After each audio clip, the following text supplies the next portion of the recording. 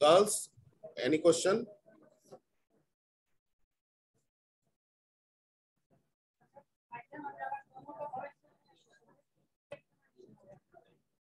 दोनों का भविष्य उज्जवल है।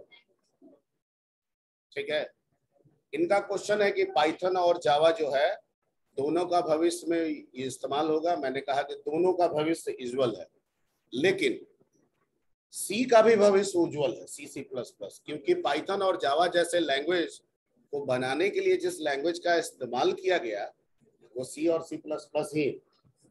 तो आगे तो और भी नए नए चीजें बनते रहेंगे, नए नए फीचर डेवलप होंगे, तो सी सी प्लस प्लस को कैसे छोड़ा जाएगा? ठीक है, तो इसका भी भविष्य उज्जवल है। पर अगर डेवलपमेंट के हिसाब से सोचे तो अनडाउटली पाइथन और जावा का भविष्य उज्जवल है।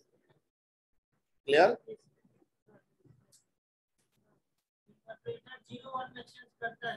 सब वो तो कंपाइलर भी करता है।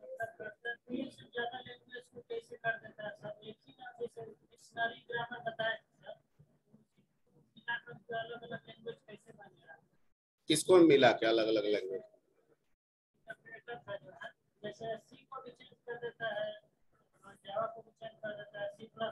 जैसे आपको एक चीज बताए थे कि एक ग्रामर और डिक्शनरी डिजाइन करने के लिए एक पेपर है जो हायर स्टडी में आपको मिलेगी, उसका नाम है टीओसी, थ्योरी ऑफ कंप्यूटेशन।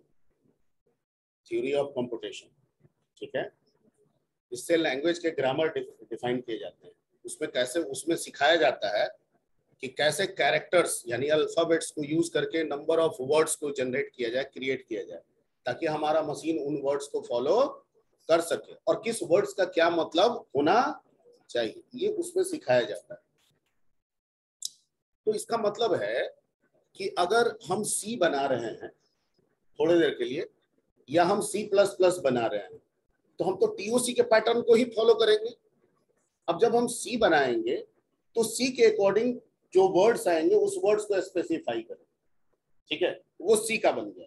अब वो जरूरी नहीं है कि जिसके लिए मैंने सी के लिए जो वर्ड्स स्पेसिफाई किया है वो सी प्लस प्लस में भी वही, ये जरूरी नहीं है। ठीक है, तो इसका हम ग्रामर अलग डिफाइन किए, उसका ग्रामर हम अलग डिफाइन किए, लेकिन सबका मोटो यही है कि इस ग्रामर के द्वारा जो वर्ड लिखा जा रहा है उसको कन्वर्ट करके हम किसमें करें, 0 और 1। ठीक है, अब आप सी में जाइएगा तो प्रिंट एफ लिखिएगा, पाइथन में आप प्रिंट लिख दीजिएगा, ठीक है, सी प्लस प्लस में सी आउट लिख दीजिएगा, जावा में सिस्टम डॉट आउट डॉट प्रिंटएलएन लिख दीजिएगा। ठीक है, आप एस पे VB डॉट नेट में पढ़िएगा तो कंसोल डॉट राइट एलन लिखिएगा, राइट लाइन लिखिएगा। ठीक है, जावा स्क्रिप्ट पढ़िएगा तो राइट एलन लिखना होगा आपको उसमें। तो सबका अलग अलग है, लेकिन सबका मोटो एक ही है, अपने ग्रामर को फॉलो करके कन्वर्जन किसमें करना है, सबका सेम कैसे हो जाएगा? हिंदी और संस्कृत का ग्रामर एक ही है? नहीं है, तो सबके ग्रामर अलग अलग होंगे, अपने स्टाइल से होंगे। क्लियर? Very good. ओके, तो आगे बढ़ते हैं और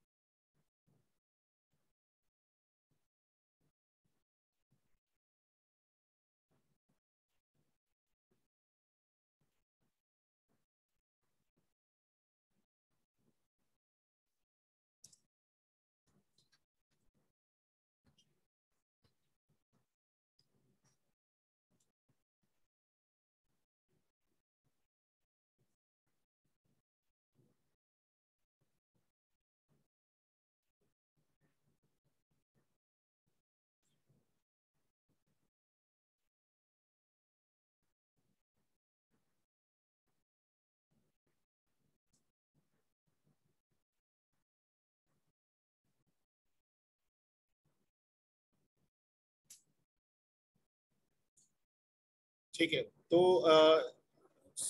पहला क्वेश्चन ये था, हम लोग क्या बोले थे, व्हाट इज लैंग्वेज? लैंग्वेज क्या होता है, व्हाट इज लैंग्वेज?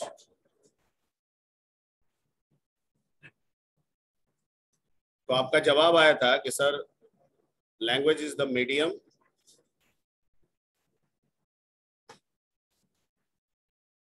आप लोग यहाँ पे इसको लिख भी सकते हैं, ना भी लिखिएगा तो ये मैं आपके ग्रुप में डाल दूंगा। ठीक है, तो आप ज्यादा समझने पे कंसंट्रेट कीजिए और पूछने पे कंसंट्रेट कीजिए। ये आपको ग्रुप में डाल देंगे। लैंग्वेज इज द मीडियम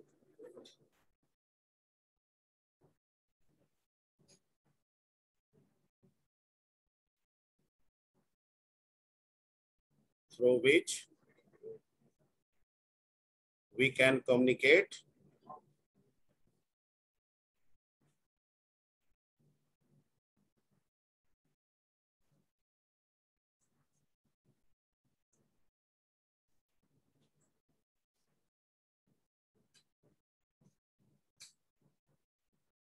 ठीक है, यानी कम्युनिकेशन के लिए क्या जरूरी है?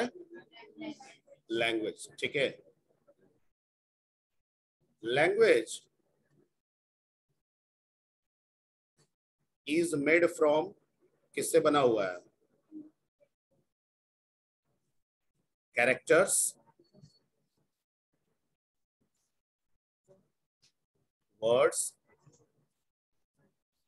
सेंटेंसेस। ठीक है, ईटीसी। ठीक है, एवरी लैंग्वेज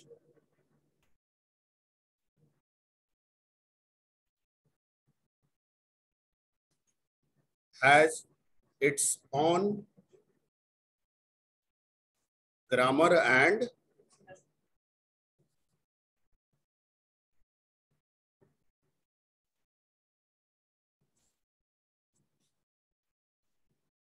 dictionary। ठीक है, ओके।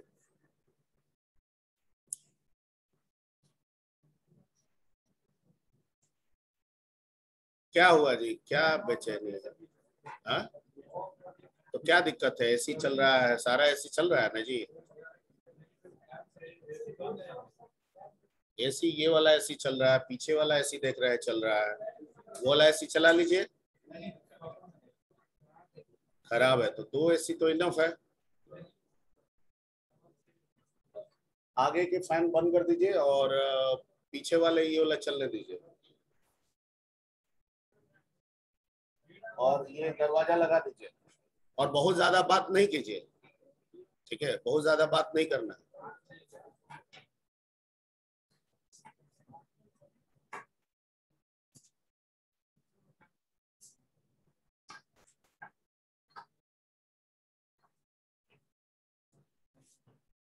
ओके, तो अगर मान लेते हैं कि दो चीज है, तो ये हमको समझ में आ गया कि दो चीजों को कम्युनिकेट कराने के लिए हमें क्या चाहिए। अगर इन दोनों को हमको कम्युनिकेट कराना है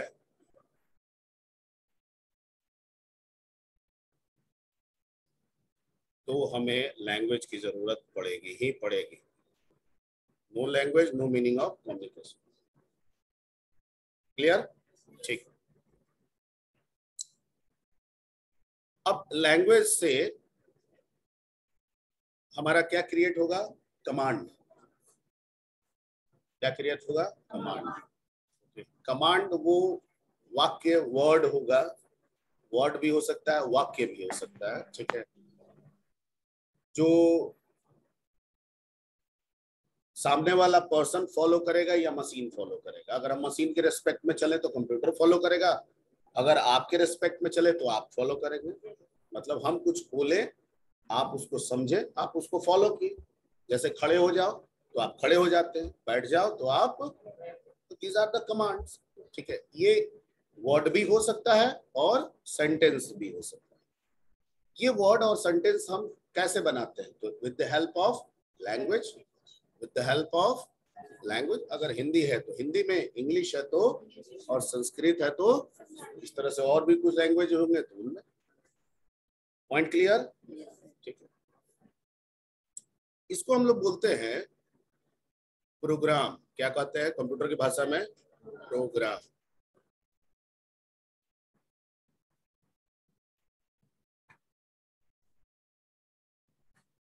ठीक है, यानी जो इंस्ट्रक्शन दे के जो काम करवाते हैं ना, उस काम को, वर्क को हम लोग क्या कहते हैं?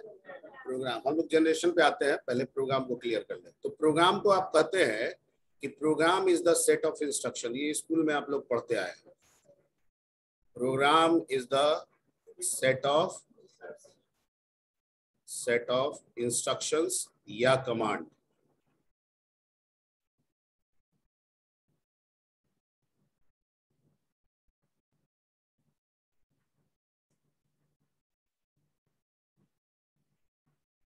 फॉलोड बाय, अब हम कंप्यूटर की बात कर रहे हैं तो कंप्यूटर ही ना फॉलो करेगा। Computer for performing a job, for performing a job या टास्क, जो भी आप लिखना चाहें लिख सकते हैं। ठीक है, okay. What is command? Command is nothing but command or instructions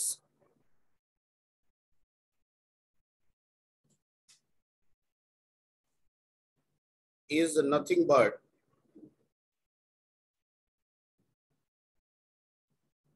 a word or sentence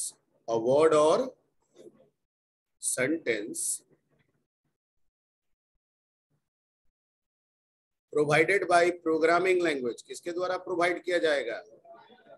programming language. Provided by language या प्रोग्रामिंग लैंग्वेज।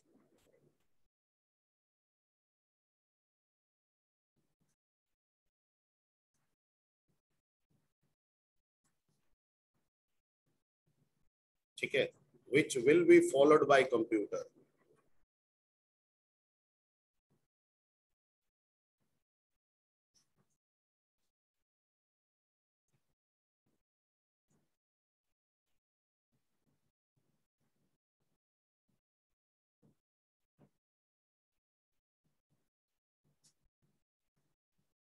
ठीक है, ओके।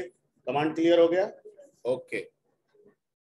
अब है कि प्रोग्राम और अगर वर्ड लिखते हैं प्रोग्रामिंग, तो क्या दोनों एक ही वर्ड है? तो क्या आपको अंतर लगता है?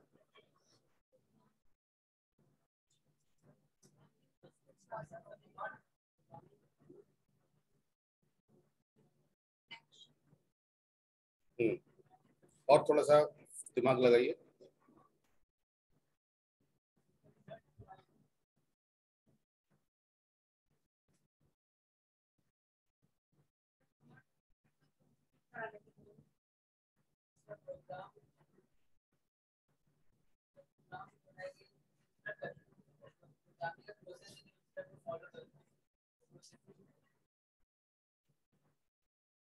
मतलब जो प्रोग्राम प्रोसेसिंग में जा रहा है उसको प्रोग्रामिंग कहेंगे।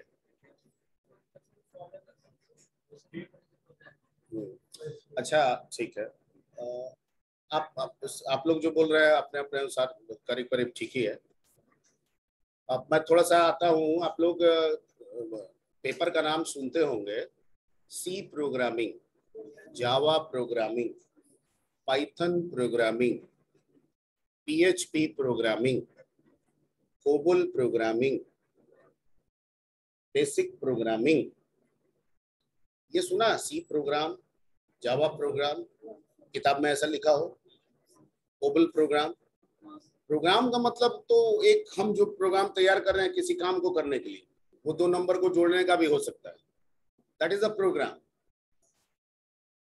ठीक है, प्रोग्रामिंग का मतलब होता है वो इन्वायरमेंट, वो प्लेस, वो सॉफ्टवेयर, कंप्यूटर के रेस्पेक्ट से बात करें, जहां हम प्रोग्राम को लिखें, रन कराएं, ठीक है, सेव करें। लिखे, सेव करें, रन कराएं। वो जगह, वो इन्वायरमेंट, वो सॉफ्टवेयर जहां प्रोग्राम हम डेवलप करें, प्रोग्राम को सेव करें, प्रोग्राम को एग्जीक्यूट कराएं, that environment, that place, that software is called programming। तो सी हमको क्या देता है? पाइथन हमको क्या फैसिलिटी देता है? भैया प्रोग्राम लिखिए, रन कराइए, सी हमको क्या कहता है, प्रोग्राम लिखिए, रन कराइए। जावा हमको क्या कहता है, प्रोग्राम लिखिए, रन कराइए, यही ना कहता है। तो जावा प्रोग्रामिंग एनवायरनमेंट हो गया, सी प्रोग्रामिंग एनवायरनमेंट हो गया, कोबल प्रोग्रामिंग एनवायरनमेंट हो गया। Point clear? ठीक है।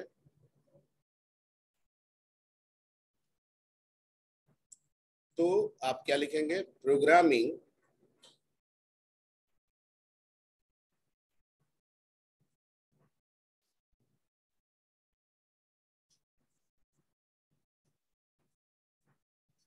Programming is the place or environment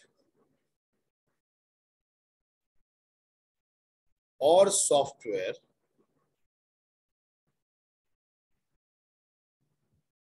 that provide the facility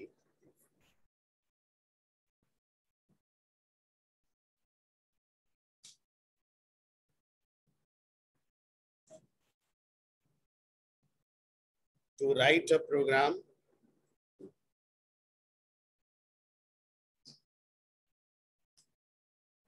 comma, save a program,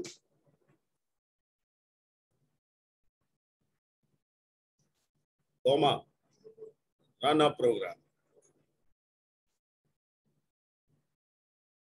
comma, etc. Clear?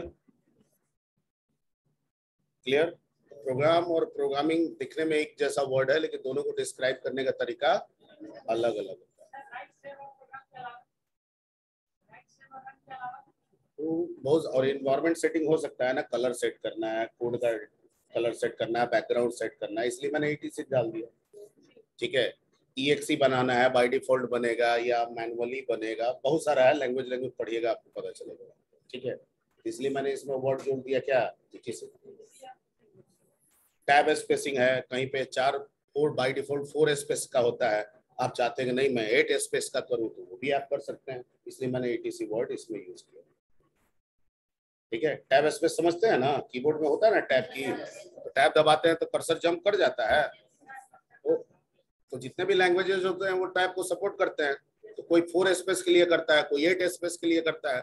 अब मान लेते हैं हम पाइथन पढ़ रहे हैं, पाइथन 4 स्पेस के लिए सपोर्ट कर रहा है, ठीक है, और हमको 8 करना है, तो हम सेट कर सकते हैं, उसके डिफॉल्ट सिस्टम को चेंज कर सकते हैं। अब अगली बार चेंज कर देंगे तो 8 स्पेस के बराबर हो जाएगा। समझ गए? ओके, अब आते हैं हम लोग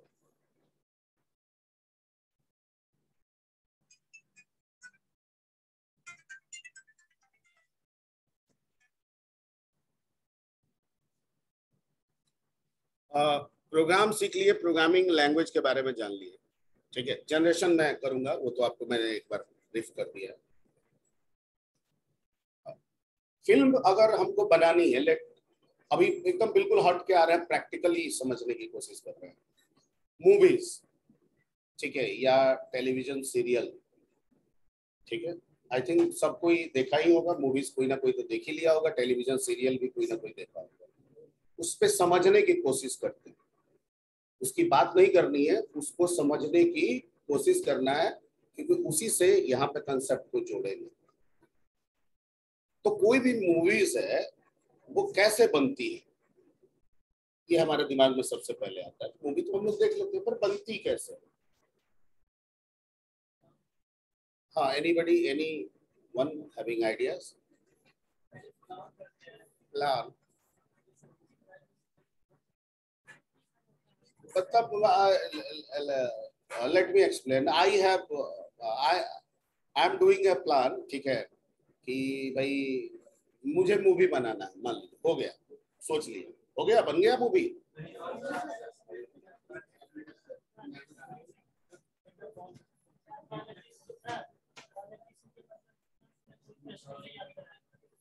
हाँ, he said absolutely right, ठीक है, he said absolutely right कि अगर मूवी बनाना है तो मूवी के लिए कहानी होना चाहिए, स्टोरी।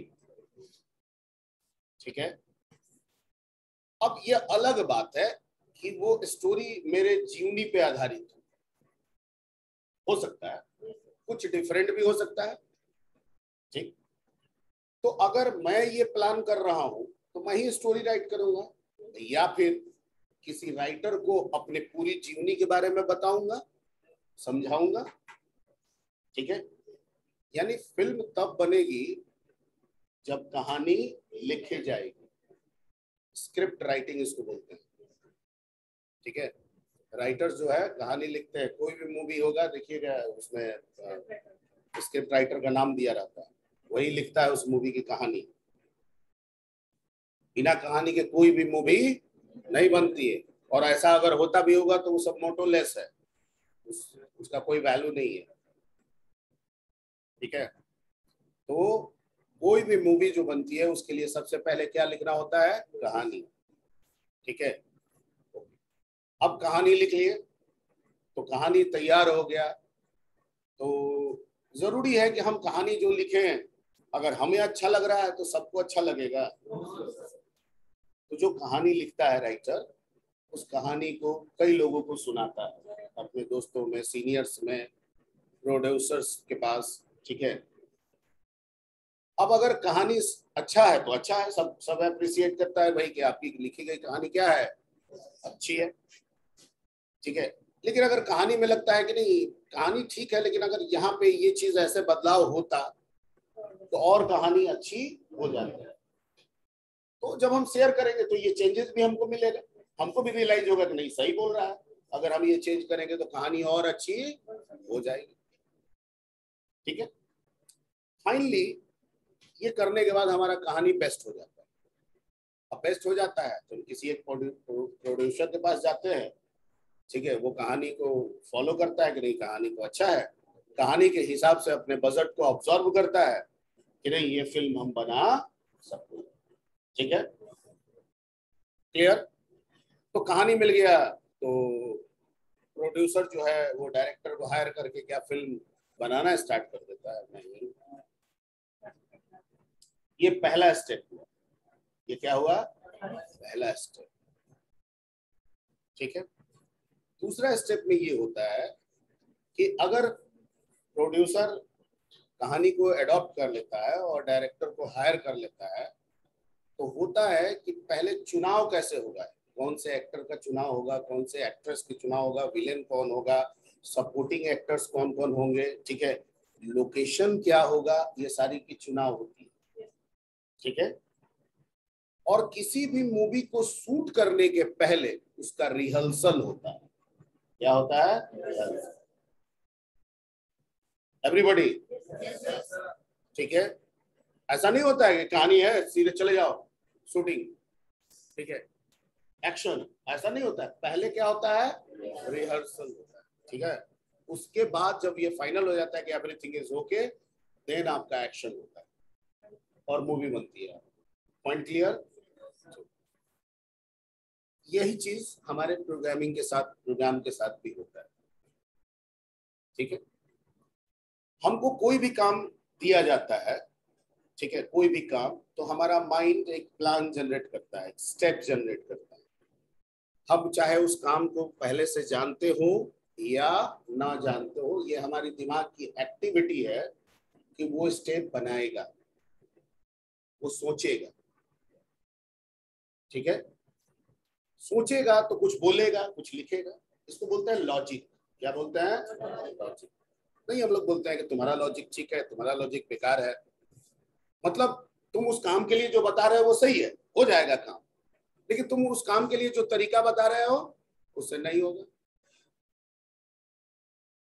ठीक है। तो सबसे पहले जब भी कोई वर्क आपको दिया जाता है तो उस वर्क से रिलेटेड दिमाग क्या प्रोड्यूस करता है? लॉजिक, जिसको स्टेप्स बोलते हैं।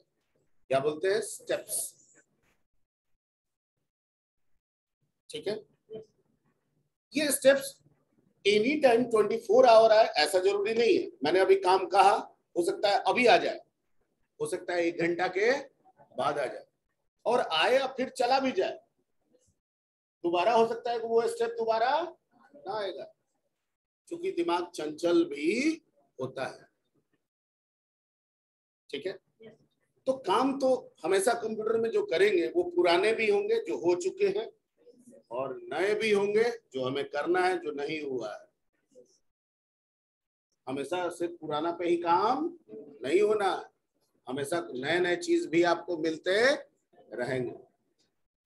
ठीक है, पहले हम लोग थोड़ी सोचे थे कि ये पेन टैब होगा कंप्यूटर के साथ, बाद में हो गया। ठीक है, तो नए नए चीजें तो आपको मिलती रहेंगी।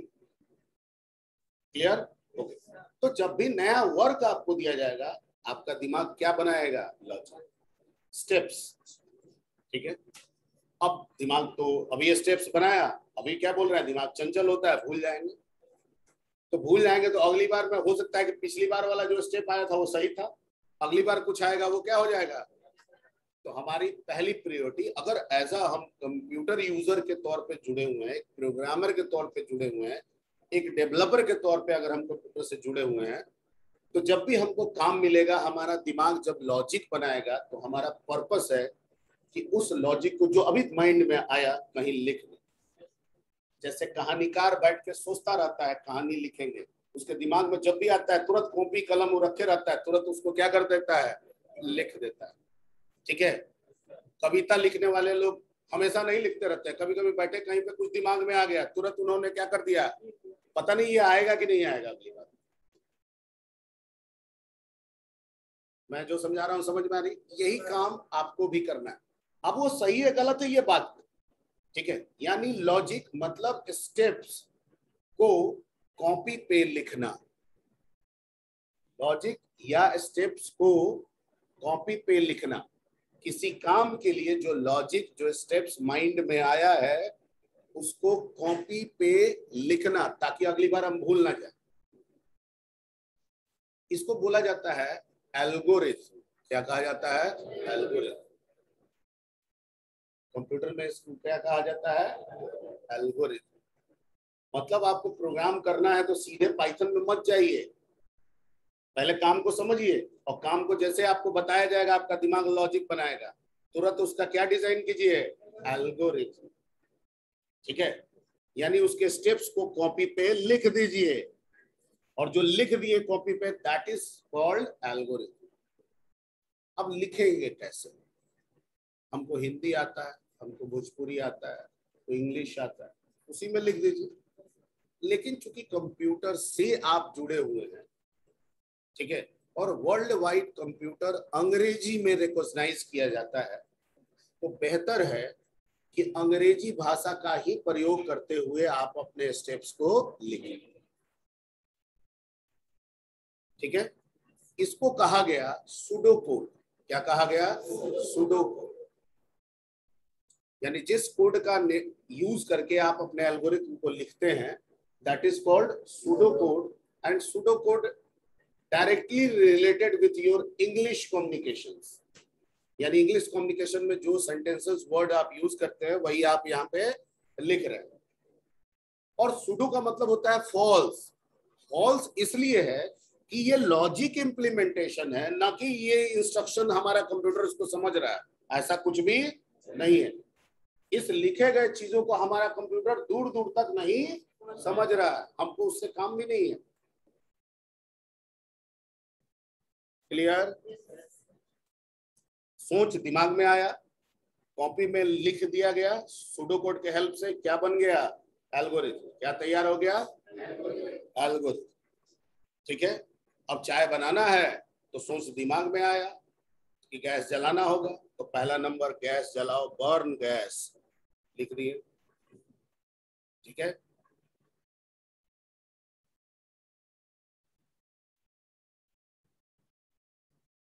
ठीक, बर्न गैस लिख दिए। अब है केतली रखना पड़ेगा, पुट पॉट रख दिए, पानी और दूध मिलाना होगा, ऐड मिल्क एंड वाटर, लिख दिए। शुगर और टी डालना होगा, टी लीफ डालना होगा, तो add sugar and T leaf, डाल दिए। बॉयल समटाइम्स, ठीक है, कुछ देर हमको क्या करना होगा उसको, ये करते हैं तो हमारा चाय क्या हो जाता है। अब जरूरी थोड़ी है, ये तो सही है, ये तो बना चुके हैं, ये जानते हैं, तो हमने सही लिख दिया। पहली बार कोई चाय के लिए लिखा होगा तो जरूरी है कि सही इंस्ट्रक्शन लिखा होगा। ठीक है, हो सकता है वो पुट पॉट रख दिया होगा, ठीक है, चूल्हा जला दिया होगा, गैस तो उस समय नहीं होगा, ठीक है, चूल्हा जला दिया, पुट पॉट रख दिया, ठीक है, और ऐड मिल्क और वाटर की जगह पे पहले शुगर और टी लीफ डाल दिया, वो तो जल गया, बना होगा, ठीक नहीं है, ऐसा भी हुआ होगा, ठीक। लेकिन जब तक चीजें लिखी नहीं जाएंगी तब तक सही और गलत का फैसला भी नहीं हो पाएगा, ठीक है। तो जो लॉजिक दिमाग में आ रहा है पहले उसे लिखिए। यही सॉफ्टवेयर डेवलपमेंट में भी यही होता है, जो इंडस्ट्रीज है इसी को फॉलो करके काम करती है, ठीक है। लिख दिया गया, अब इस लिखी हुई बातों को आप खुद भी 4 बार पढ़ सकते हैं। पढ़िए और समझिए कि क्या जिस काम के लिए मैंने ये लिखा है ये सही है कि नहीं है। अपने दोस्तों को दीजिए, भैया ये मैंने ये काम के लिए ये लिखा है, जरा बताओ तो सही है कि नहीं, तो ओपिनियन मिलना शुरू हो जाएगा। अपने सीनियर्स को दिखाएंगे, वहां से ओपिनियन मिलना शुरू हो जाएगा अगर कहीं कोई गलत है, ठीक है। जैसे पहले हम उसमें कह रहे हैं कि चीनी और पत्ती डाल दे रहे हैं, तो हमको ओपिनियन मिलेगा नहीं, पहले दूध और पानी मिलाओ फिर चीनी और पत्ती डालो, तो हमको भी लगा ठीक ही बोल रहे हैं, तो हम सुधार लिए, हमारा लॉजिक जो गड़बड़ था वो क्या हो गया, सही हो गया। पॉइंट क्लियर, ठीक है। जब एल्गोरिथम फाइनल हो गया कि this algorithm is 100% okay for doing this things, ठीक है, इस चीज को करने के लिए ये एल्गोरिथम अब हमारा 100%, मतलब फिल्म के लिए स्टोरी परफेक्ट हो गया, तो अब फिल्म डायरेक्ट नहीं बनाना है, रिहर्सल करना है। रिहर्सल का मतलब होता है कि जो चीज पर्दे पे होने वाला है उसका एक शॉर्ट ब्रीफ करें, ठीक है, यानी ग्राफिकल रिप्रेजेंटेशन। क्या, why graphical representation is needed? Graphical representation किसी चीज को समझने में क्विक ऑब्जर्वेशन देता है। हम किसी पिक्चर को देख के तुरंत समझ जाते हैं, ठीक है। मान लीजिए कि सैमसंग कंपनी कोई फोन लॉन्च करती है, ठीक है, M50, ठीक है, मान लीजिए ऐसा करने वाली है, हो सकता है हो भी गया हो, तो M60, ठीक, एक M60 लॉन्च करने वाली है। अब वो अपने जो न्यू लॉन्च प्रोडक्ट है उसको सारा चीज आपको लिख के बता रहा है, ये फोन होगा, इसका वजन 180 ग्राम होगा, ठीक है, इसका स्क्रीन डिस्प्ले 5.8 इंच होगा या 6.4 इंच होगा, एमोलेड होगा, ठीक है, पावर बटन यहाँ पे होगा, टच से फिंगर टच यहाँ पे होगा, लिख के एवरीथिंग। अब ये जब लिख के बताएगा तो एक तो आपको पढ़ने में समय लगेगा, दूसरा चीज कि सब कोई इसी बात को पढ़ेगा लेकिन सब कोई के दिमाग के अंदर इमेज M60 का अलग अलग बन जाएगा, ठीक है, बन जाएगा। अब आप जाइएगा M60 लॉन्च, पता है यही था कि इतना ये लग रहा नहीं है, वो कहेगा कि ना ये M60 ना ना वैसे से पढ़े थे, ठीक। कंपनी ऐसा नहीं करती, इस तरह से आपको नहीं बताती है अपने प्रोडक्ट के बारे में। वो क्या करती है, एक होर्डिंग लगा देती है, M60 जो लॉन्च होने वाला था उसका एक फोटो डाल देता है, ठीक है, और उसमें आपका पावर बटन, फिंगर सेंसर सब दिखा देता है, ठीक है। अब आप देख लेते हैं तो समझ ओहो दिस इज M60, यही आने वाला है, और जब आता है तो वही रहता है, ठीक है, आपको कोई कंफ्यूजन नहीं हो। क्विक ऑब्जर्वेशन, तो जो चीजें आप लिखे हैं, स्टेप्स लिखे हैं यहाँ पे, ठीक है, उस स्टेप्स को बार बार फॉलो करने के लिए बार बार पढ़ना पड़ेगा, और पढ़ने में टाइम लगेगा, हमको तुरंत से तुरंत समझ जाए उस चीजों को, इसके लिए इस लिखी हुई बातों को ग्राफिकल रिप्रेजेंटेशन करना होगा, ठीक है। That is the second step of programming techniques and that is called flow charting. उसको क्या बोलते हैं, फ्लो चार्टिंग। ये सेकेंड स्टेप है प्रोग्रामिंग टेक्निक का। यानी हम कुछ सोचे हैं तो डायरेक्ट पाइथन में नहीं जाएंगे, पहले एल्गोरिथम बनाएंगे, उसके बाद फ्लो चार्ट करेंगे, ठीक है। फ्लो चार्ट में हम क्या करेंगे, एल्गोरिथम में लिखे हुए स्टेप्स को ग्राफिकली रिप्रेजेंट करेंगे। क्या करेंगे, ग्राफिकली रिप्रेजेंट करेंगे, और हर ग्राफ का कोई ना कोई मीनिंग होगा, ठीक है। हमें पता है कि इस ग्राफ का मतलब क्या है, तो बस दिखा नहीं कि हमारा दिमाग तुरंत उसको समझेगा, ठीक है। तो लॉजिक को समझना हमारे लिए क्या हो जाएगा, आसान, और टाइम भी बचेगा। बचेगा तो डेवलपमेंट क्या होगा। जब ये दोनों स्टेप्स पूरे हो जाएं, then you have to opt any programming language like a Python, C, C++, और तब जाके उस प्रोग्राम को उसमें पाइथन के कोड से आप लिखिए, जावा के कोड से लिखिए, तो एक तो एरर नहीं आएगा और दूसरा एक ही बार में वो प्रोग्राम एग्जीक्यूट भी हो जाएगा। इस तरीके से आप जो भी सॉफ्टवेयर लिए हैं किसी पर्टिकुलर कंपनी का, उसको टाइम पे पूरा करके आप, और जितनी भी आईटी इंडस्ट्रीज हैं वो सब इसी पैटर्न पे काम करती है। उनकी टीम होती है, एक टीम, ठीक है, काम को समझती है, एनालाइज करती है, दूसरा टीम, एनालाइज करने वाले टीम दूसरी टीम को जाके सुनाती है, समझाती है सारे वर्क को, वो एल्गोरिथम डिजाइन करता है। जब वो एल्गोरिथम डिजाइन करता है तो वो तीसरे टीम को पास करता है, वो फ्लो चार्ट डिजाइन करती है, और जब ये हो जाता है तो एल्गोरिथम और फ्लो चार्ट लेके कोडर के पास चला जाता है, वो कोडिंग करता है जो भी उसको लैंग्वेज दिया गया है, ठीक है, और कोडिंग हो जाता है। उसके बाद जो सॉफ्टवेयर इंजीनियर होते हैं वो उसको रन कराते हैं, चेक करते हैं और उसका फ्यूचर तय करते हैं कि कितने साल तक काम करेगा। ऐसे आपका सॉफ्टवेयर डेवलप होता है। क्लियर? सबका एक काम नहीं होता है, सब हम ही करेंगे ऐसा नहीं है। इंडस्ट्रीज में जाइएगा तो सबका अलग अलग है, ग्रुपिंग होगा, ठीक है, आपकी एबिलिटी के अनुसार ग्रुपिंग कर दिया जाता है। आपकी एबिलिटी लग रहा है एनालाइजिंग में बहुत बढ़िया है तो आपको भेज दिया जाएगा, जो भी कंपनी का हम सॉफ्टवेयर डेवलप करना है, जाइए उसके वर्क को समझिए। आप वर्क को समझ के आइएगा, दूसरे टीम को आपको बताना है, समझाना है, समझाइएगा, वो एल्गोरिथम तैयार करेगा, क्योंकि उसको एल्गोरिथम लिखना अच्छा लगता है। सबका इंटरेस्ट अलग अलग है। उसको फ्लो चार्ट बनाना बड़ा अच्छा लगता है, उसको फ्लो चार्ट में दे दिया गया। इनको कोडिंग करना अच्छा लगता है, ठीक, इनको कोडिंग में डाल दिया गया। इनको डिजाइनिंग करना अच्छा लगता है, इनको, सबका अलग अलग रोल है, ठीक है। जीवन पर्यंत ये रोल एक ही रह जाए ये भी जरूरी नहीं है, बदलता भी रहता है, ठीक है। मान लीजिए जो एनालाइजर है, कल के डेट में इसको लगा के नहीं हम एल्गोरिथम लिख सकते हैं, ये इसका एल्गोरिथम में इंटरेस्ट आ गया तो एनालाइजर में कोई और आ जाएगा, ये चला जाएगा एल्गोरिथम। ये होता भी रहता है, चेंज भी होता रहता है। क्लियर? तो ऐसे आपका प्रोग्रामिंग चलता है, यानी इसको बोलते हैं प्रोग्रामिंग टेक्निक्स। क्या कहते हैं? Programming techniques. प्रोग्रामिंग टेक्निक्स के अंतर्गत सबसे पहला काम एल्गोरिथम डिजाइन होता है, दूसरा काम फ्लो चार्टिंग होता है, और तीसरा काम होता है किसी भी प्रोग्रामिंग लैंग्वेज को यूज करके प्रोग्राम को राइट करना। ये हम फॉलो करेंगे तो प्रोग्राम में एरर भी नहीं आएगा और प्रोग्राम मेरा एक ही बार में रन करेगा और समय से हम सॉफ्टवेयर डेवलप कर पाएंगे, दे पाएंगे। क्लियर?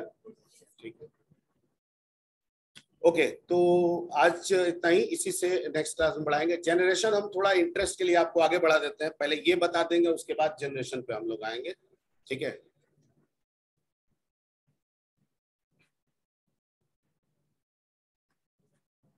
अटेंडेंस मैम कैसे बनाइए? नहीं बनाइए?